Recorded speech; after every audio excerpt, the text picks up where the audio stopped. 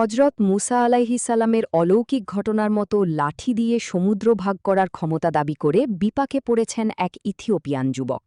সামাজিক যোগাযোগ মাধ্যমে ছড়িয়ে পড়া এক ভিডিও ঘিরে এখন তৈরি হয়েছে ব্যাপক হাস্যরসের।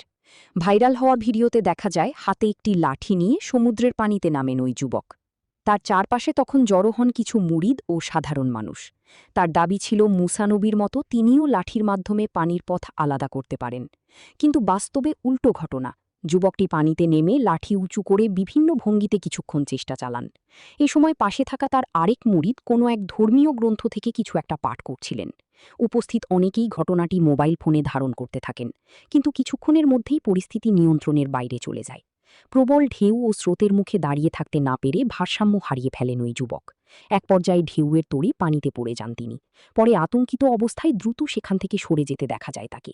ভিডিওটি সামাজিক যোগাযোগ মাধ্যমে ছড়িয়ে পড়ার পর ধর্মীয় অলৌকিক ঘটনাকে অনুকরণ করার চেষ্টা নিয়ে সমালোচনা করছেন।